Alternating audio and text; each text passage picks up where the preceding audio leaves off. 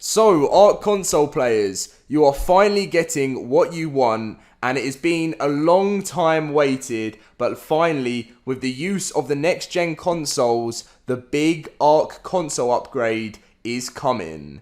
It has already arrived on the Xbox One. Obviously, you won't see those changes until you upgrade to next gen. And I'm going to be talking all about it and showing you guys, obviously, the trailer in a second right now because it looks so cool. This is currently, as I said, only the Xbox version, but it is going to be stopping so many problems that you've had in the past. And obviously, in the background right now, you will be seeing all of those changes that are coming to the versions. It will be the same for the PS4. Obviously, it's going into the PS5 now, and it is going to be one exciting future for ARK Survival Evolved for console players. Now, if you are really excited about these changes, before we go into the trailer, smash that like button right now. If everyone does that, that would mean so much to me. Subscribe if you're new around here, as we're only 100 subscribers away from 180,000, and enjoy the rest of the video, guys, because what a future ARK console has.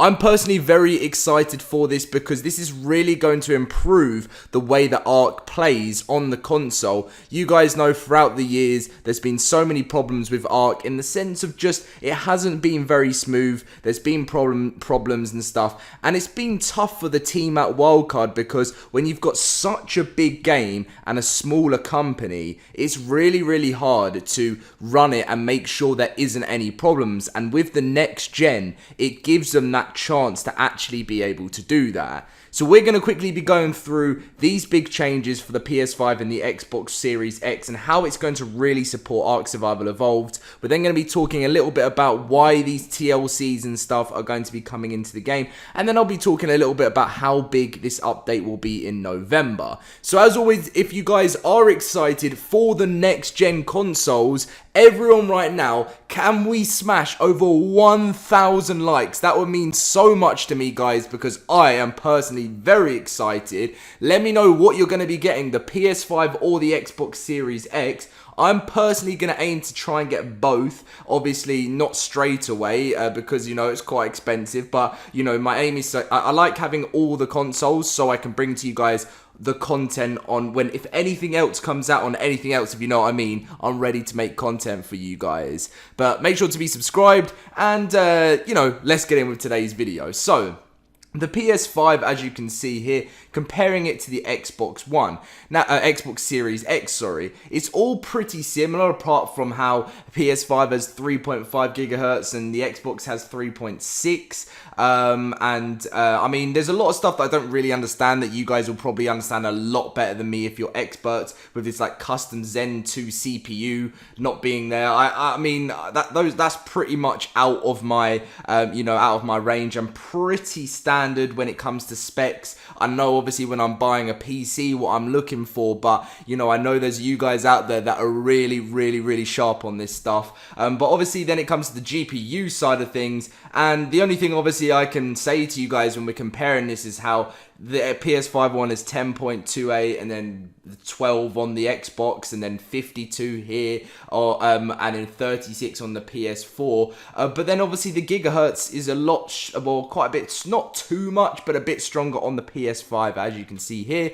When it comes to the memory side of things, it's both 16 gigabytes as you can see. But then you guys will have to let me know a little bit more about what the difference is with the 256-bit and the 320, if that makes a lot of difference. When we come to memory bandwidth, PS4 looks to be quite strong as you can see, but I think this is to do with the different consoles you can get. Maybe, I'm not too sure, but it says 10 gig with 560 GB here per second, I'm sure that is, and then it's 448 per second. So again, you guys will have to let me know.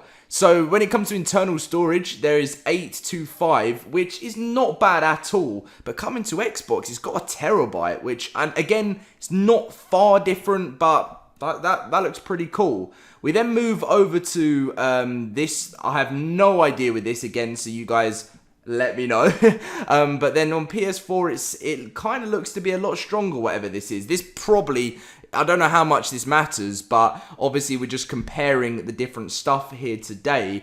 And obviously you got to make up your mind what you're going to be buying. I think a lot of people decide what their friends are doing, which is what I do. I mean, a lot of the time we've been on Xbox, but as I've mentioned to you guys, I always get both.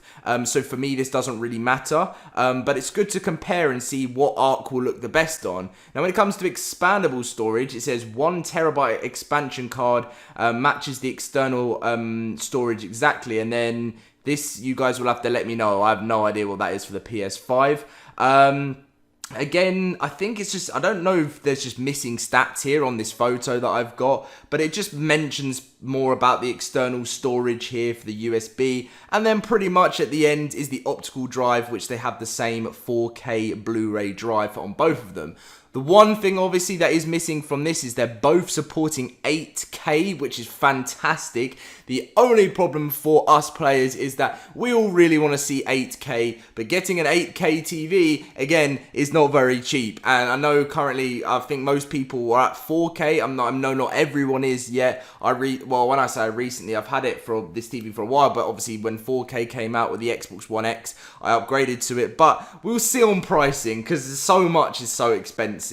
So let me know, guys, in the comments section, what are you looking to get? And are you excited to see this for ARK? The main thing is the updates will probably be kind of exactly the same when it comes to it. But we're probably going to be looking at anywhere between 30 and 40 gigabyte update easily, guys. I'll be very shocked if Wildcard come out and say there's only going to be a 10 gigabyte update, because if the Xbox One X had a 30 gigabyte update and the PS4 Pro had about the same, there's no chance that this next gen is going to be any less. That is just a heads up that I wanted to let you know.